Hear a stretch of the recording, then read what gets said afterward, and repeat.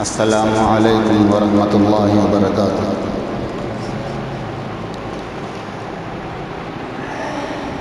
الحمد للہ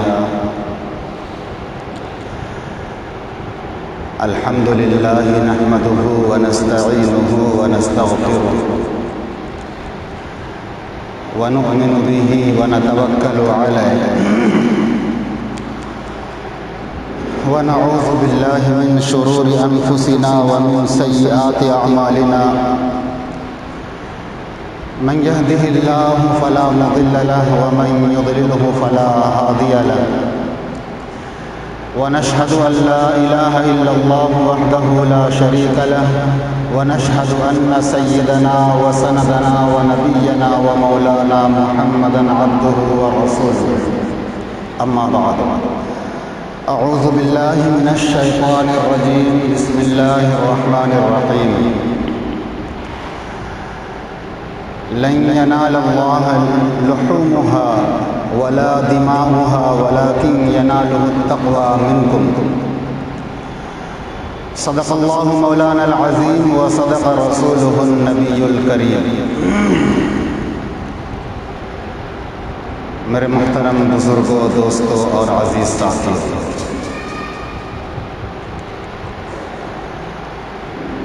آج ذی الحجہ کی پہلی تاریخ ہے، ایک تاریخ ہے۔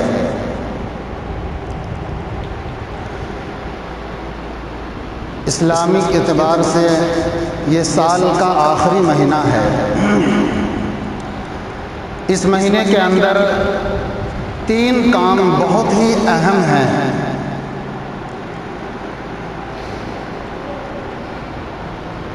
پہلا کام حج ہے، جس کے لیے اللہ رب العزت نے جگہ کو بھی خاص رکھا، اس کے طریقے کو بھی خاص رکھا، اس کے لباس کو بھی خاص رکھا۔ دوسرا کام اس مہینے کے اندر عید الاضحیٰ کی نماز پڑھنی ہے، اور تیسرا کام جو بہت ہی اہم ہے وہ قربانی ہے۔ یہ 3 کام اس مہینے کے اندر بہت ہی اہم ہیں۔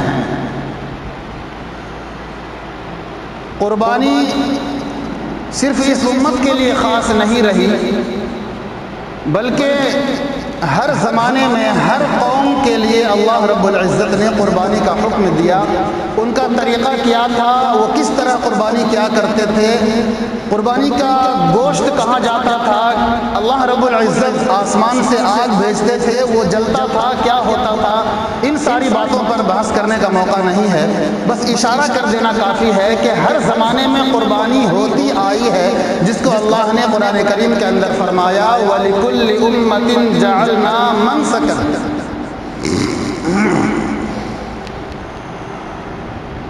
ہم لوگ جو قربانی مناتے ہیں وہ ہمارے آبا سیدنا حضرت ابراہیم علیہ السلام کی یاد ہے، یادگار کو زندہ کرتے ہیں، قربانی مناتے ہیں۔ قربانی اللہ کے راستے میں اپنے جانور کو کرتے ہیں۔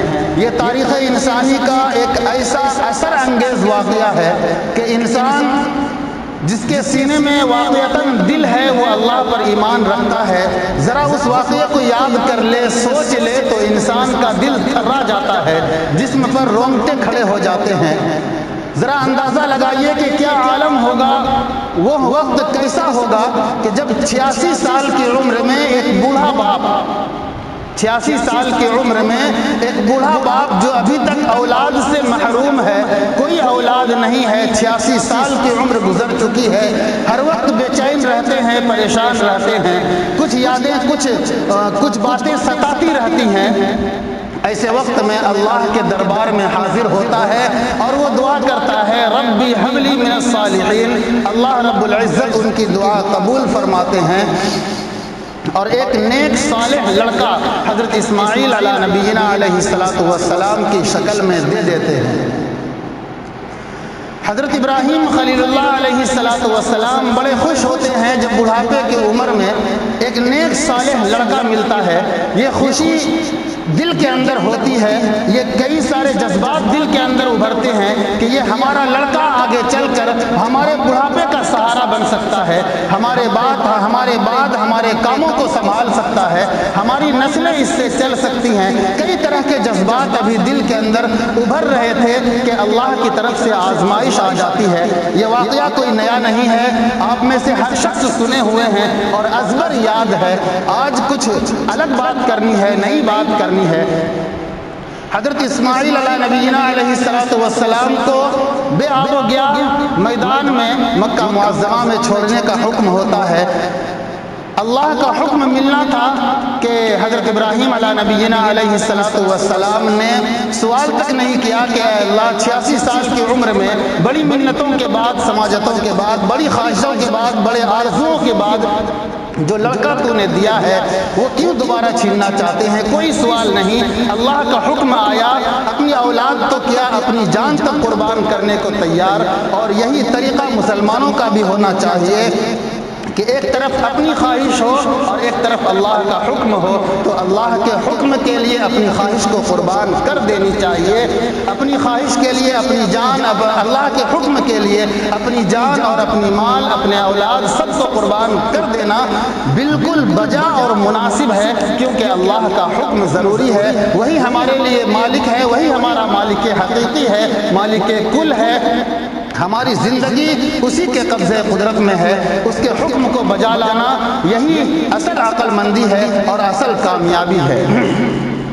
حضرت ابراہیم علیہ نبینا علیہ السلام نے اللہ کا حکم پاتے ہی حضرت ابراہیم علیہ السلام کو میدان میں چھوڑ کر آ گئے۔ جب پھر جوانی کی دہلیز پر قدم رکھا تو قربان کرنے کا حکم ہوا، یہ سب آپ کو معلوم ہے۔ ابھی کے دور میں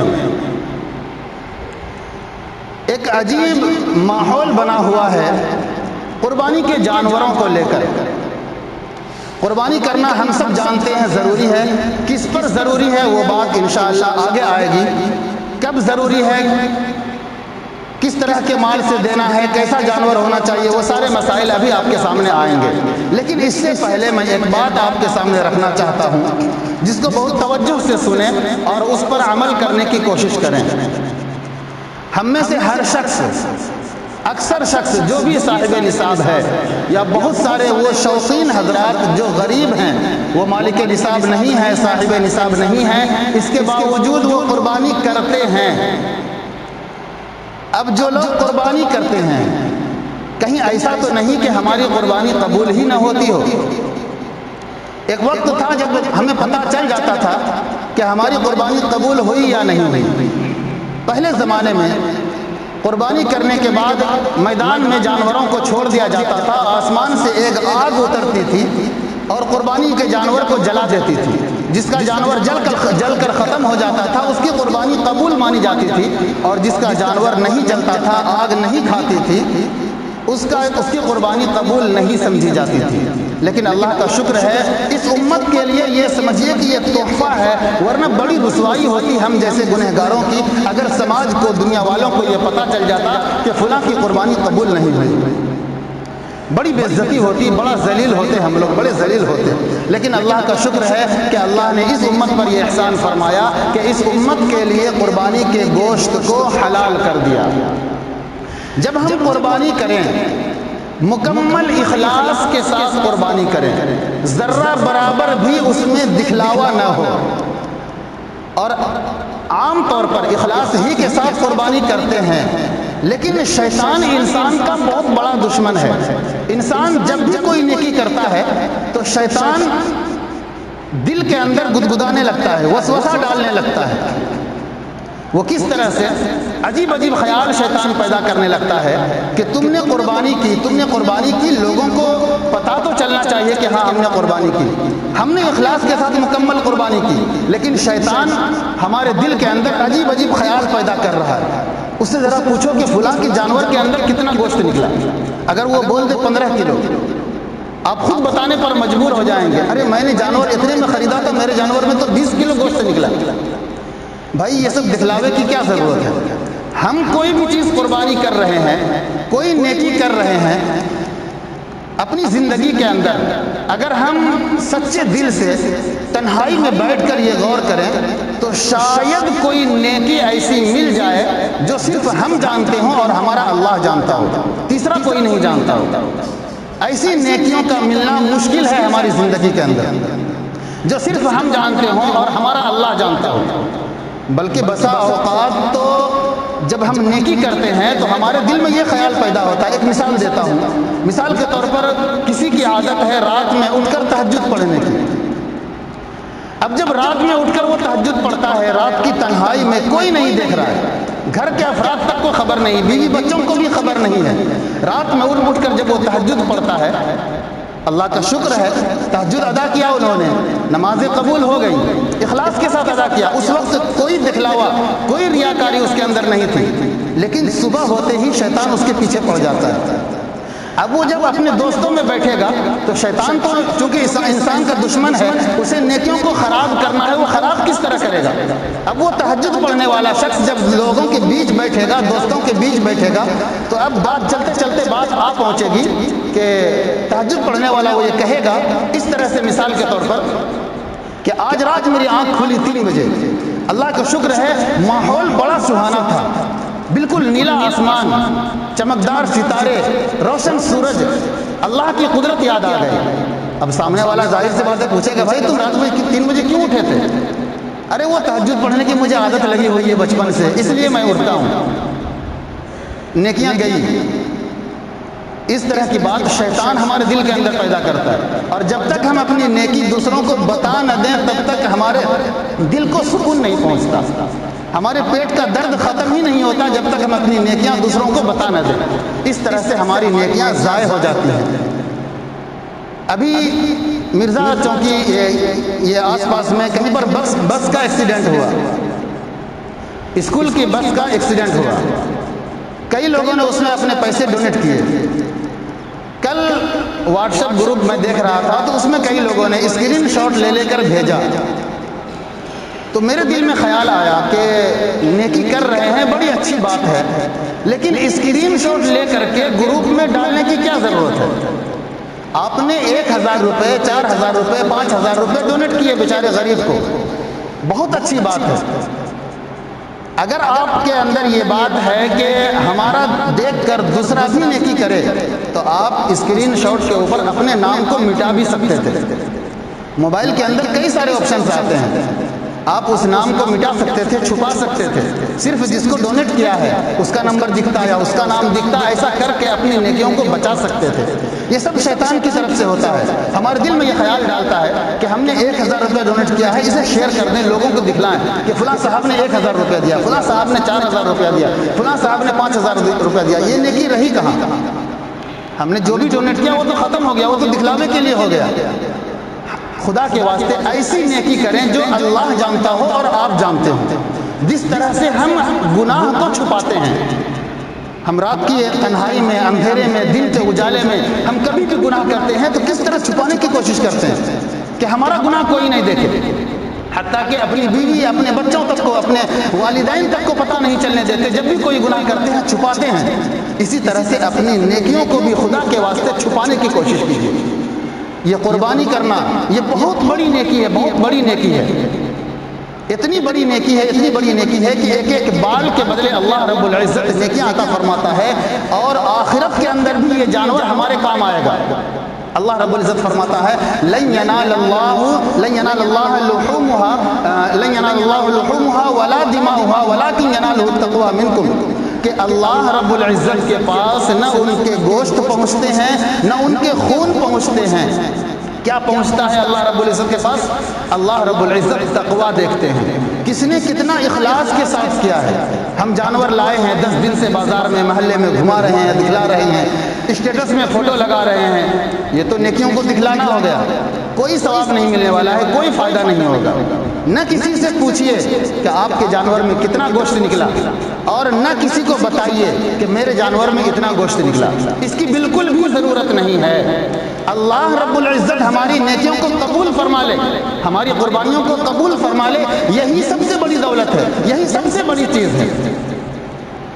اللہ رب العزت ہمارے بکرے کو نہیں دیکھتا ہے. ہمارے اللہ رب العزت یہ نہیں دیکھے گا کہ فلاں نے 25,000 30,000 50,000 60,000 کا بکرا خریدا یا 60,000 کا بڑا جانور بھینس وغیرہ خریدا. یہ اللہ رب العزت بالکل بھی نہیں دیکھے گا. آپ کی رقم کو نہیں دیکھتا. آپ 1 روپے اللہ کے راستے میں خرچ کریں لیکن مکمل اخلاص کے ساتھ کریں, یہ اللہ رب العزت دیکھتا ہے. ان اللہ لا ينظر الى صورکم ولکن ينظر الى قلوبکم. اخلاص کو دیکھتا ہے, دل کو دیکھتا ہے کہ کس ارادے سے یہ اللہ کے راستے میں خرچ کر رہا ہے, کس ارادے سے یہ قربانی کر رہا ہے. یہ چیز ضروری ہے, یہ چیز ہونی چاہیے. جب ہم قربانی کریں مکمل اخلاص کے ساتھ کریں, نہ کسی کو بتانا ہے نہ کسی سے پوچھنا ہے. جب قربانی کر رہے ہیں گوشت کا جو تقسیم کا جو طریقہ ہے 3 حصہ کر کے 1 حصہ اپنے پاس رکھیں, غریبوں میں تقسیم کریں, رشتہ داروں میں تقسیم کریں. اور وہ غریب جو سال بھر جن کی قسمت میں نہیں لکھا ہے کھسی کا گوشت کھانا, آپ ان کے گھر ضرور پہنچائیں. آپ کا جان پہچان آپ سے ہو یا نہ ہو, رشتہ داری ہو یا نہ ہو, کوئی چیز بھی نہیں ہو, کچھ بھی نہیں ہے, لیکن اس کے باوجود آپ اس تک قربانی کے گوشت کو پہنچائیں. ہمارے محلے میں یہ رواج بنا ہوا ہے کہ فلاں نے پچھلے سال ہمارے گھر بھیجا تھا یا اس سال بھیجا ہے, ہم بھی اس کے گھر لوٹا کر کے بھیج دیتے ہیں. یہ طریقہ درست نہیں ہے. ہم بھی اپنے گھر میں قربانی کر رہے ہیں, آپ بھی کر رہے ہیں. ہم نے آپ کے گھر بھیجا, آپ نے میرے گھر بھیج دیا. اب جو بیچارہ غریب ہے قربانی نہیں کر سکتا, اس کے گھر میں تو ویسے ہی سناٹا رہ گیا. اس لیے اگر یہ ممکن ہو جائے کہ پورے گاؤں کے اندر کتنے لوگوں نے قربانی نہیں دی ہے, لسٹ بنا کر ایک وارڈ میں اگر گوشت تقسیم کیا جائے تو ممکن ہے کہ ہر وارڈ میں ہر گھر کے اندر انشاءاللہ گوشت پہنچ جائے گا اور وہ آپ کو دل سے دعا دیں گے. ماحول عجیب بنا ہوا ہے, ہر گھر میں فریز ہے, گوشت کو اسٹاک کر لیا جاتا ہے, جمع کر لیا جاتا ہے. حضور صلی اللہ علیہ وسلم نے ایک بکری ذبح کی, گوشت تقسیم کرنا شروع کیا, صرف 1 حصہ اگلا پاؤں اگلا ران رہ گیا. حضرت عائشہ رضی اللہ تعالی عنہ نے کہا کہ حضور آپ نے تو سارا گوشت تقسیم کر دیا, صرف 1 ٹکڑا بچ گیا ہے. تو حضور صلی اللہ علیہ وسلم نے فرمایا کہ عائشہ سارا گوشت باقی ہے, صرف یہ ٹکڑا ختم ہوا ہے. یعنی جو ہم اپنے استعمال میں لا رہے ہیں وہ ختم ہو گیا, اور جو ہم نے دوسروں پر تقسیم کیا وہ سارا کا سارا بچا ہوا رہ گیا, اس کا ثواب بچا ہوا رہ گیا. وہ سب ہمیں آخرت میں ملنے والا ہے. جب ہماری آنکھیں بند ہوگی اس کے بعد ہمیں نظر آئے گا کہ ہم نے جو اللہ کے راستے میں صدقہ کیا تھا, خرچہ کیا تھا, اللہ کے راستے میں دیا تھا, غریبوں پر تقسیم کیا تھا, اس کا کتنا بڑا فائدہ ہوا. اس لیے رشتہ داری ہو یا نہ ہو, جان پہچان ہو یا نہ ہو, یہ ارادہ کریں کہ غریب سے غریب گھر جہاں قربانی نہیں ہوئی ہے وہاں پر قربانی کے گوشت کو پہنچانے کی کوشش کریں. قربانی کس پر واجب ہے یہ سن لیجیے.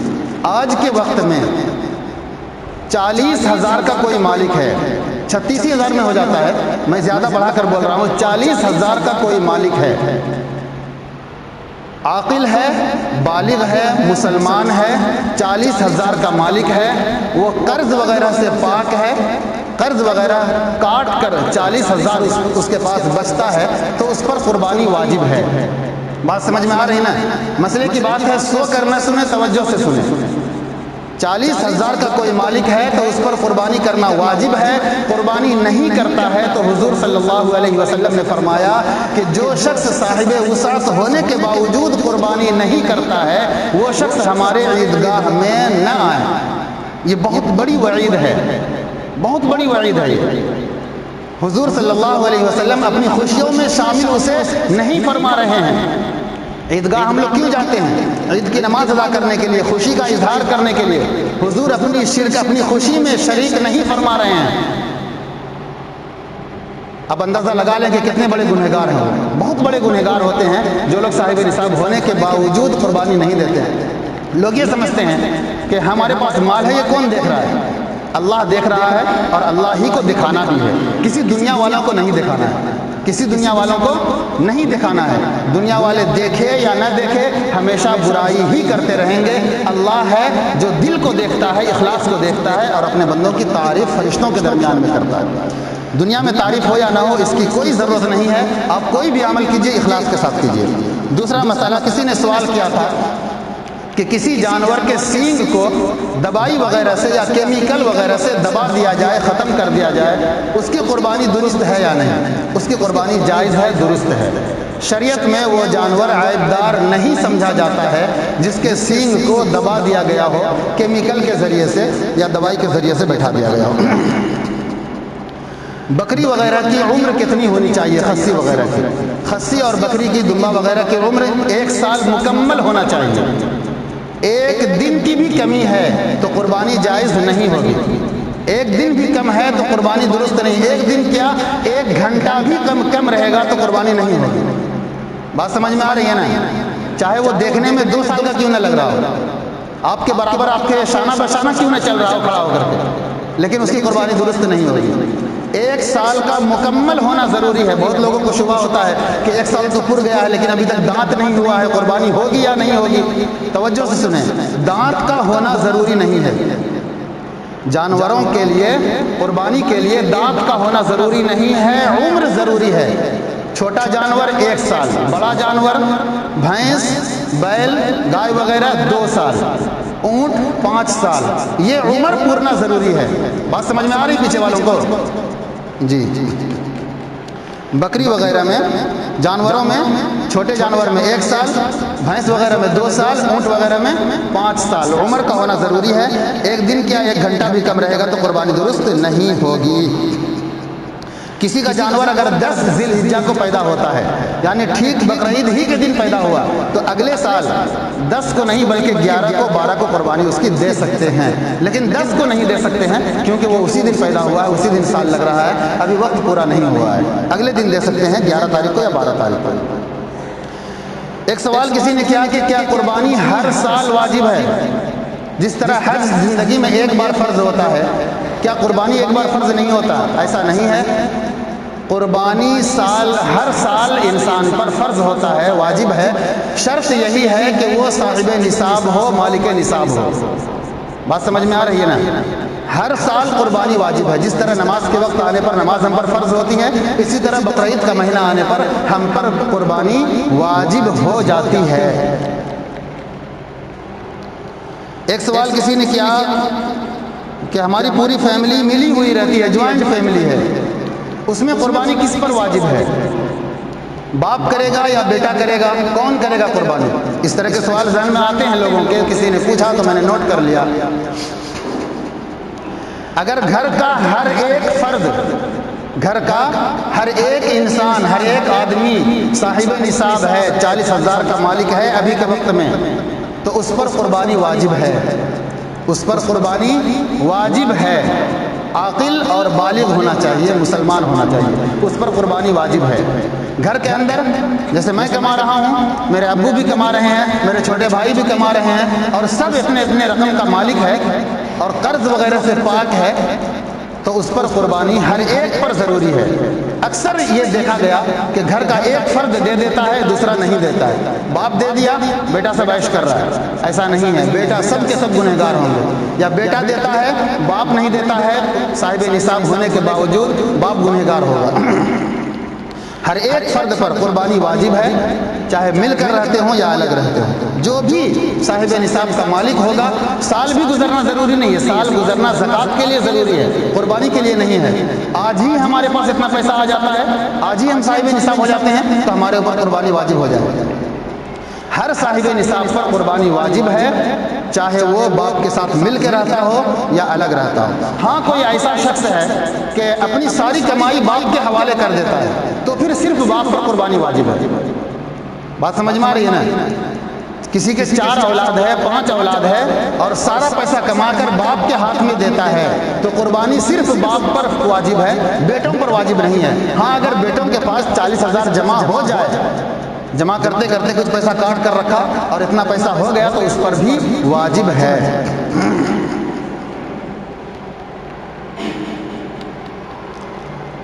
کیا وجوب قربانی کے لیے صوم و صلات کا پابند ہونا ضروری ہے؟ جو شخص نمازی نہیں ہے اس کی قربانی قبول نہیں؟ ایسا نہیں ہے، بلکہ نماز نہیں پڑھتا ہے یا روزہ نہیں رکھتا ہے، اس کا گناہ الگ سے ہوگا، ذی الحجہ کے مہینے میں، بقرعید کے مہینے میں وہ صاحب نصاب ہے تو اس پر قربانی واجب ہے۔ قربانی اس کی قابل قبول ہوگی، اس کا گوشت بھی کھانا درست ہوگا، لوگوں میں تقسیم کرنا بھی درست ہوگا۔ نماز نہیں پڑھتا ہے، روزہ نہیں رکھتا ہے، اس کا گناہ الگ سے ملے گا۔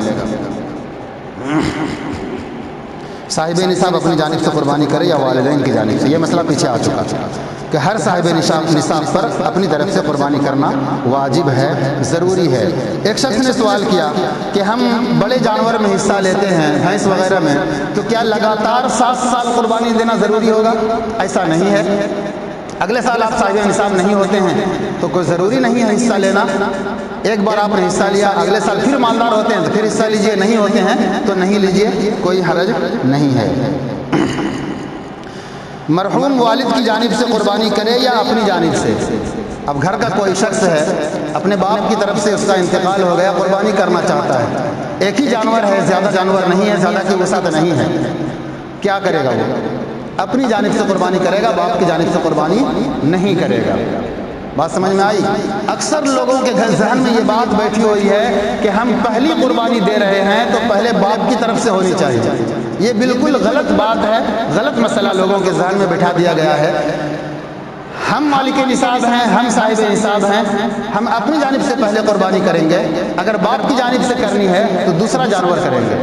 باپ کی جانب سے، مرحوم باپ کی جانب سے کرنی ہے تو دوسرا جانور کریں گے۔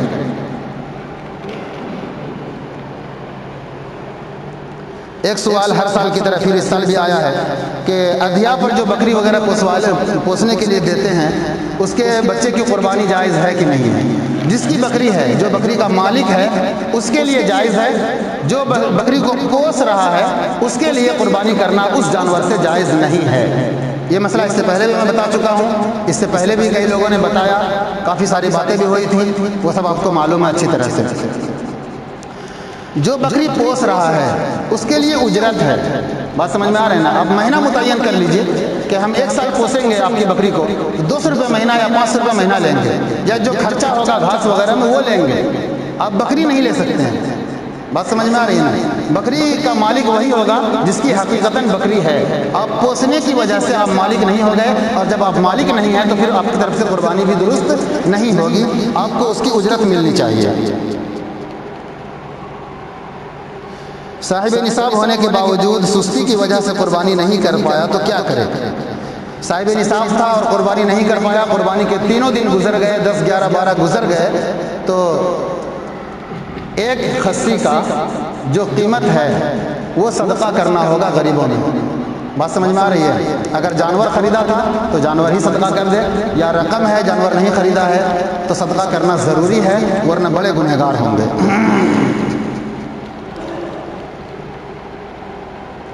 قربانی کا گوشت غیر مسلم کو دے سکتے ہیں یا نہیں دے سکتے ہیں؟ بالکل دے سکتے ہیں۔ بڑے جانور میں حصہ لے رہے ہیں تو اپنے جو ساتھی شریک ہو رہے ہیں ان کی کمائی پر توجہ دے لیجئے۔ ان کی کمائی کہیں حرام کی تو نہیں ہے، کہیں سود وغیرہ کی کمائی تو نہیں ہے، کہیں جوئے کی کمائی تو نہیں ہے، کہیں سٹے وغیرہ کی کمائی تو نہیں ہے۔ 1 روپے بھی حرام کا مل گیا ساری قربانی ختم ہو جائے گی، بیکار ہو جائے گی، کسی کی بھی قابل قبول نہیں ہوگی۔ بات سمجھ میں آ رہی ہے نا؟ ابھی کے ماحول میں یہ جانچنا بہت ضروری ہے، بہت ضروری ہے، کیونکہ مسلمانوں کے اندر یہ بری عادتیں بڑی تیزی سے پھیل رہی ہیں۔ جوا کھیلنا، سٹا لگانا میچوں پر، یا اور کسی طریقے سے سٹا لگا کر کمانا، یا سود، رشوت، ان ساری چیزوں کی رقم سے جانور خرید کر قربانی کرنا یا بڑے جانور میں حصہ لینا دوسروں کی قربانی کو بھی خراب کر دیتا ہے، کسی کی بھی قربانی قبول نہیں ہوگی۔ ایک بزرگ نے بڑی اچھی مثال دی اس کی، ایک بزرگ نے بڑی اچھی مثال دی اس کی کہ ایک شخص کا پیسہ حرام کا ہے، ایک شخص کا پیسہ حرام کا ہے، یا مکمل پیسہ حرام کا نہیں ہے، 1000 مہمان کے چلیے حصہ ہو رہا ہے تو 900 روپیہ حلال کی کمائی کا ہے اور 100 روپیہ حرام کی کمائی کا ہے، تو زیادہ پیسہ حلال کی کمائی کا تھا، کم پیسہ حرام کی کمائی کا تھا، تو خراب نہیں ہونا چاہیے قربانی کو؟ ایسا نہیں ہے۔ اللہ رب العزت بالکل حلال اور پاک اور طیب مال کو پسند کرتا ہے، گندے مال کو پسند نہیں کرتا۔ ایک بزرگ نے ایک مثال دی ہے کہ مثال کے طور پر آپ کسی بادشاہ کے پاس جائیں یا اپنے والد ہی کو ایک خوبصورت ڈبے کے اندر گندگی پاخانہ پیک کر کے پیش کریں اور ڈبے کو بالکل سجا دیں، ڈبے کے اوپر ہیرے اور موتی کو جڑوا دیں، لگوا دیں، اور وہ تحفہ بادشاہ کے سامنے یا آپ اپنے والد کے سامنے پیش کریں، اور ڈبے کے اندر پخانا ہو تو کیا آپ کا والد قبول کر لے گا ہدیہ کو؟ بالکل بھی قابل قبول نہیں ہوگا۔ یہی حال اس سے کہیں زیادہ عظمت والے، بزرگی والے ہمارے اللہ ہیں۔ 1 روپیہ بھی حرام کا پیسہ اگر لگ گیا تو سب کی قربانی خبیث ہو جائے گی، ناپاک ہو جائے گی، برباد ہو جائے گی، کسی کی بھی قربانی درست نہیں ہوگی۔ اس لیے جس کو بھی شریک کر رہے ہیں سب سے پہلے اس کی کمائی دیکھیے کہ کہیں حرام کی کمائی تو نہیں ہے۔ یہ بہت ضروری چیز ہے، بہت ضروری چیز ہے، ورنہ ساتوں کی قربانی خراب ہو جائے گی، کسی کو ثواب نہیں ملے گا۔ اس پر دھیان دیں۔ عرفہ کے دن کا روزہ، اس کی فضیلت آئی ہے۔ فضیلت تو شروع کے 9 دن کی، جس میں سے آج پہلا دن تھا۔ آج سے لے کر 9 دن تک، عرفہ کے دن تک، 9 تاریخ تک، اتفاق سے اردو اور انگریزی دونوں کی تاریخ ایک ہی ہو چکی ہے اس مہینے کے اندر، تو 9 تاریخ تک روزہ رکھنے کی بڑی فضیلت آئی ہے۔ ہر ایک روزے کے بدلے میں 1 سال نفلی روزے کا ثواب ملتا ہے۔ ہر ایک روزے کے بدلے میں 1 سال نفلی روزے کا ثواب ملتا ہے۔ اور رات میں جاگ کر کچھ دیر عبادت کر لیں، قرآن پڑھ لیں، تسبیح وغیرہ پڑھ لیں، نفل نماز وغیرہ پڑھ لیں، تو شب قدر میں جو عبادت کرنے کا ثواب ملتا ہے وہ ثواب ہر ایک رات میں ملتا ہے۔ اس لیے اس 9 دن کو برباد نہ کریں۔ جو لوگ روزہ رکھے ہیں آج بڑی اچھی بات ہے، نہیں رکھ پائے ہیں تو کل سے ارادہ کریں کہ 9 دن ضرور روزہ رکھیں گے۔ 9 دن نہیں رکھ سکتے ہیں تو کم سے کم 9ویں دن، یعنی عید سے 1 دن پہلے، بقرعید سے 1 دن پہلے ضرور روزہ رکھیں۔ اس دن روزہ رکھنے پر 1 دن اگلے اور 1 دن پچھلے 2 سال کے گناہ معاف ہوتے ہیں، 1 سال کے گناہ معاف ہوتے ہیں، 1 سال کا اشترا میں ثواب لکھا جاتا ہے۔ بات سمجھ میں آ رہی ہے؟ اس پر توجہ خاص دیں۔ باقی مسائل انشاءاللہ آئندہ ہفتہ آپ کے سامنے آئیں گے۔ جو باتیں کہی گئی ہیں اس پر عمل کرنے کی کوشش کریں۔ قربانی کے جانور میں دکھلاوا بالکل بھی نہ کریں، ورنہ آپ کا 25,000 50,000 سب پانی میں مل جائے گا۔ اخلاص کے ساتھ قربانی کریں، کسی کو دکھانے کی اور بتانے کی ضرورت نہیں ہے۔ آپ کریں نیکی اور آپ کا اللہ جان رہا ہو، بس یہی سب سے بڑی چیز ہے۔ بات سمجھ میں آئی؟ اور گوشت کو غریبوں میں ضرور تقسیم کریں، فریج میں رکھ کر سڑائیں نہیں۔ لائٹ کٹ جاتی ہے ہر سال، اکثر یہ دیکھا گیا ہے، گوشت خراب ہو جائے گا، نہ آپ خود کھا پائیں گے نہ بیچارے غریب ہی کھا پائیں گے۔ اس لیے یہ ممکن حتی الامکان جو ان کا حق ہے اس تک پہنچانے کی کوشش کریں۔ بات سمجھ میں آئی جی؟ فریج میں اسٹاک نہ کریں۔ آپ تو مالدار ہیں، اللہ تعالیٰ پورے سال کھلاتا رہے گا۔ آپ غریب کو کھلائیں گے تو اللہ تعالیٰ آپ کو پورے سال کھلاتا رہے گا، اور غریب سے کے دل سے جو دعا نکلے گی وہ بھی اثر کرے گا۔